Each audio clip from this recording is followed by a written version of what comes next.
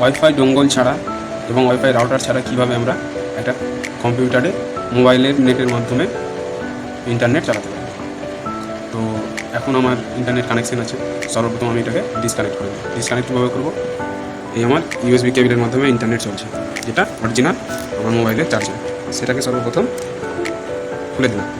এবার আমি step by step দেখাবো আপনাদের যে কীভাবে কম্পিউটারে হটস্পট ছাড়া, কোনো রাউটার ছাড়া মোবাইলের ইন্টারনেট দিয়ে ইন্টারনেট চালানো যায়।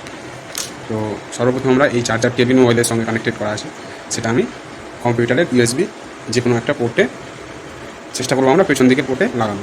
এটা আমার ব্র্যান্ডেড মেশিন, তাই সামনে দিয়ে লাগাচ্ছি। এই প্রথম লাগিয়ে দিলাম। এবারে আমরা কম্পিউটারে এখনও ইন্টারনেট আসেনি, দেখুন কোনো ইন্টারনেট কানেকশন নেই।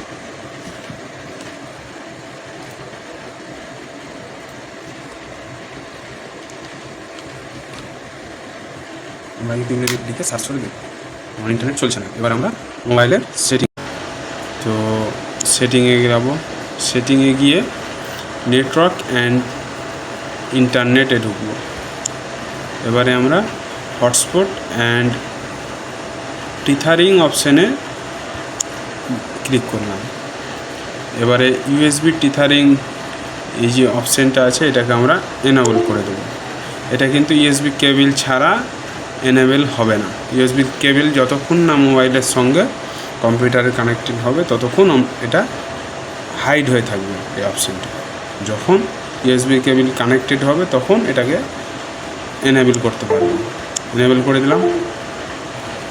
এবার আমরা কম্পিউটারে মনিটরে যাব। এইখানে দেখুন ইন্টারনেট কানেকশনের লোগো,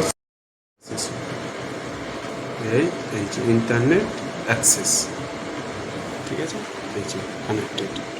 তো আমরা সার্চ করব ওইখানে, এটাকে রিলোড মেরে দেবো, তাহলে আমার সার্চ হতে লাগবে।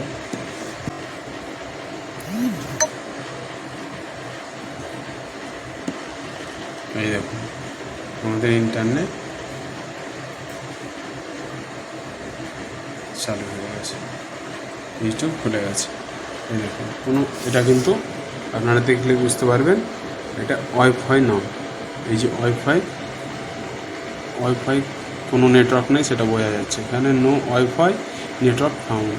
তো আমরা মোবাইলের কেবলের সঙ্গে কানেক্ট করে ইন্টারনেট সাকসেসফুলি চালু করলাম। তো যদি ভিডিওটা ভালো লাগে তাহলে লাইক করবেন এবং কমেন্টে আরও যদি আপনাদের কম্পিউটারের যে কোনো সমস্যার সম্মুখীন হয় সমাধানের জন্য বলবেন, চেষ্টা করব কমেন্টে উত্তর দেওয়ার অথবা ভিডিও করে আপলোড করার। So thank you.